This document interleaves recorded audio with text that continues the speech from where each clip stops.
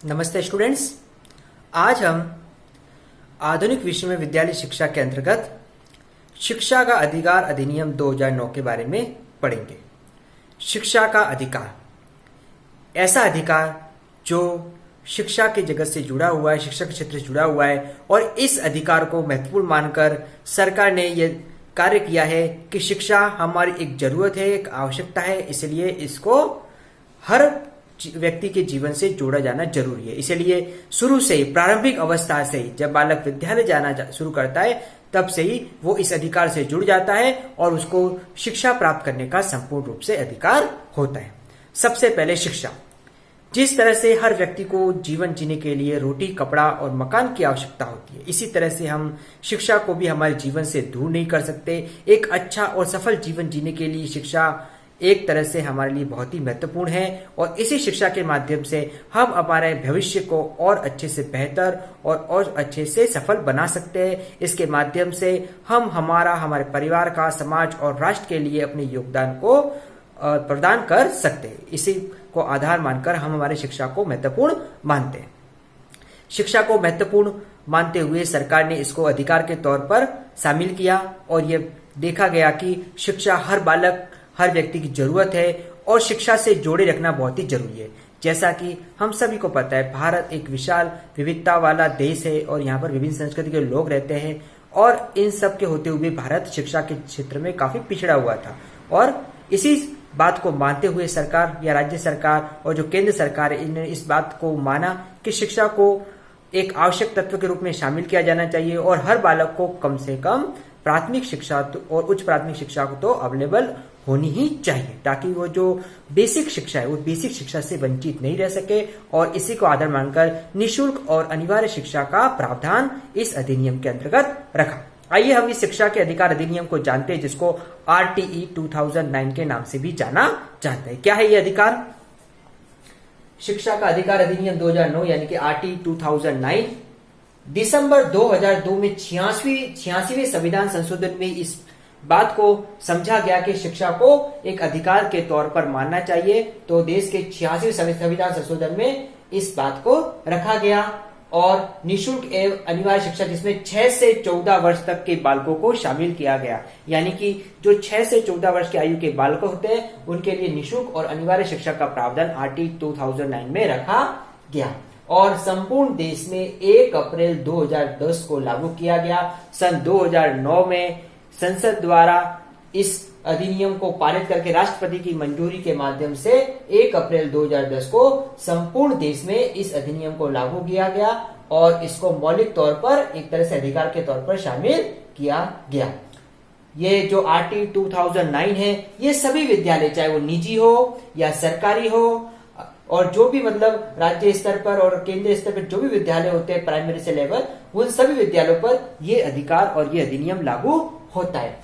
पूरे विश्व में भारत 135वां ऐसा देश बना जिसने शिक्षा को कानूनी तौर पर अंकित किया है और कानूनी तौर पर इसको माना गया है। इस तरह से हम कह सकते हैं कि इस अधिनियम के माध्यम से शिक्षा को काफी वैधता प्राप्त हुई है, शिक्षा में काफी बदलाव लाया है, और शिक्षा को अब कानूनी तौर पर हम विद्यालय में लागू कर सकते हैं, और सभी को जो 6 से 14 वर्ष तक की आयु के बालक होते हैं उनको निःशुल्क और अनिवार्य शिक्षा को प्राप्त करने का पूर्ण रूप से प्रावधान है। अब आइए हम जानते हैं कि जो अधिनियम है, इस अधिनियम के कौन कौन से प्रावधान थे, यानी कौन कौन से इससे पहलू है, कौन कौन से ऐसे प्रावधान है जिसके माध्यम से इस पर अधिनियम को विद्यालय में या शिक्षा में शामिल किया गया। सबसे पहला है, वह बालक जो अपने निवास स्थान पर रहता है, यानी वहां से 1 किलोमीटर तो उसको प्राथमिक विद्यालय उपलब्ध होनी चाहिए, और 3 किलोमीटर तक माध्यमिक विद्यालय उपलब्ध होनी चाहिए। यानी हर बालक को अपने निवास स्थान से 1 किलोमीटर के दायरे में प्राथमिक प्राथमिक विद्यालयों की स्थापना की जाए, और 3 किलोमीटर के दायरे के अंतर्गत माध्यमिक विद्यालयों की स्थापना की जाए। सेकंड है, बच्चों के प्रवेश समय स्कूल अनुदान नहीं लेगा। इस प्रावधान में शामिल किया गया कि जो भी संस्थान होगी, स्कूल होंगे, उनके प्रवेश के समय किसी तरह का कोई शुल्क और कोई अनुदान नहीं लेगा, क्योंकि एक तरह से यह निःशुल्क और अनिवार्य शिक्षा के अंतर्गत आता है। इसमें किसी भी तरह का अनुदान लेने पर उस पर कानूनी तौर पर कार्रवाई की जा सकती है। तीसरा है, अभिभावकों को साक्षात्कार हेतु मजबूर नहीं करना। कई बार देखा जाता है कि विद्यालय में प्रवेश के समय जो अभिभावक, माता पिता होते हैं, उनको साक्षात्कार करवाया जाता है, उनसे कुछ ना कुछ पूछा जाता है ताकि उसके बैकग्राउंड को जान सके और उनके बालकों के बारे में जान सके। लेकिन इस अधिकार और अधिनियम के तहत अभिभावकों को इस तरह के इंटरव्यू देने पर आप मजबूर नहीं कर सकते। अगला है विकलांग बच्चों की शिक्षा। जो हैंडीकेप जो चिल्ड्रंस होते हैं, विकलांग बच्चे होते हैं, उन बच्चों की शिक्षा का भी प्रावधान इसके अंतर्गत किया गया और उनके लिए हो सके तो जो अलग विद्यालयों की स्थापना भी की जाएगी। अगला है किसी भी बालक को फेल करके नहीं रोका जाएगा, यानी कि किसी भी बालक को एक कक्षा में हम या विद्यालय फेल करके नहीं रोक सकते, सरकार स्कूल उसको नहीं रोक सकती, उसको आगे की कक्षा में पास किया जाएगा। यही बात सबसे इम्पोर्टेंट है कि आज 8वीं तक के बच्चों को विद्यालय स्तर पर फेल नहीं किया जाता है और उनको 8वीं तक पास किया जाता है। उच्च प्राथमिक कक्षाओं तक विद्यालय में बालकों को पास किया जाता है, कोई बालक फेल होकर विद्या कक्षा में नहीं रोका जाता। इसका प्रमुख कारण यह है कि कई बालक ऐसे होते थे जो 5वीं, 6वीं या 8वीं से पूर्व ही कक्षाओं के अंतर्गत फेल होने के बाद विद्यालय छोड़ देते थे और वे शिक्षा से वंचित हो जाते थे। इसलिए सरकार ने इस पहलू को मानते हुए इस बात को उजागर किया है। इस बात को जो थोड़ा सा हम 2 पॉइंट पे इस पे डिस्कस करेंगे। जो बारबियाना स्कूल है इटली में, वहां पर बच्चों को जबरन फेल किया गया था और उनको विद्यालय से निकाला गया था। इस जो टॉपिक को हमने कक्षा में पढ़ा था, आपने समझा था कि उस विद्यालय के अंतर्गत जो फेल हुए बच्चे थे उन्होंने एक अलग जो व्यवस्था की गई, उस स्कूल में जाकर शिक्षण किया और बाद में उन्होंने जिस स्कूल से निकाले गए थे उस पर कटाक्ष भरा अपना पत्र लिखा गया था, जिसका सरकार पर काफी दबाव पड़ा था और वो एक ऐसा दस्तावेज बन गया था कि उस दस्तावेज ने अपनी अहम भूमिका निभाई और उसी दस्तावेज को महत्वपूर्ण मानते हुए हमारी सरकार ने भी बच्चों को फेल ना होने की जो नीति को है अपनाया गया है।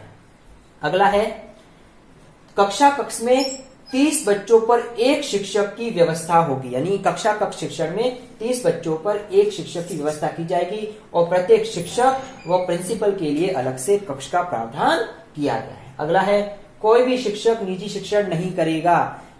शिक्षक जो शिक्षण कार्य करवा रहा है वो विद्यालय के अलावा अपने स्वयं का कोई निजी शिक्षण कार्य नहीं करेगा, यानी कि स्वयं ट्यूशन वगैरह क्लासेस का वो नहीं करेगा। अगला है बालक बालिकाओं के लिए अलग शौचालय, यानी कि विद्यालय के अंतर्गत जो बालक बालिका होते हैं उनके लिए अलग शौचालय की व्यवस्था की जाएगी। अगला है छात्रों को मानसिक एवं शारीरिक दंड नहीं देना, यानी कि विद्यालय स्तर पर बालकों को ना तो मानसिक तौर पर ना शारीरिक तौर पर विद्यालय प्रशासन या शिक्षक वगैरह के द्वारा किसी तरह का कोई शारीरिक दंड नहीं दिया जाएगा, उनको मारा नहीं जाएगा, उनको प्रताड़ित नहीं किया जाएगा। यदि कोई ऐसा करता हुआ पाया जाता है तो उसके खिलाफ आवश्यक कार्रवाई की जाएगी और उस पर उसको दंड दिया जा सकता है। इस तरह से हम कह सकते हैं कि यह हमारा जो है शिक्षा का अधिकार अधिनियम है, जिसमें इन प्रमुख पहलुओं को शामिल किया गया और इन्हीं पहलुओं के आधार पर हम कह सकते हैं कि शिक्षा क्षेत्र में काफी बदलाव आया और इसी बदलाव के माध्यम से हम कह सकते हैं कि आज शिक्षण की स्थिति काफी बेहतर होती जा रही है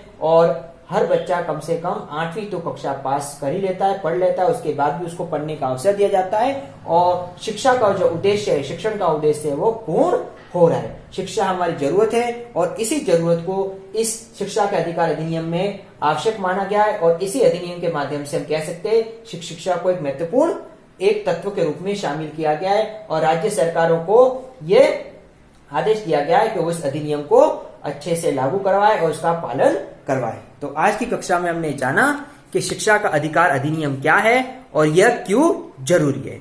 शिक्षा देश की आवश्यकता है, हर इंसान हर व्यक्ति की जरूरत है और इसी जरूरत को आधार मानकर इस अधिनियम को लागू किया गया है और आज हम कह सकते हैं कि आज 10 वर्षों के बाद शिक्षा में काफी बदलाव आया है और हर क्षेत्र में शिक्षा के क्षेत्र में नवीन संचार का उद्भव हो रहा है और इसी को आधार मानकर केंद्र और राज्य सरकारें समय समय पर परिवर्तन भी ला रही है और समय समय पर आवश्यक जरूरतों के आधार पर कार्य कर रही है। आज की जो कंप्यूटर कक्षा में करी जा रही है, स्मार्ट क्लासेस हो रही है और जो तकनीकी शिक्षा विद्यालय स्तर से प्रदान करवाई जा रही है, तो हम कह सकते हैं कि शिक्षा में काफी बदलाव समय समय पर हम देख रहे हैं।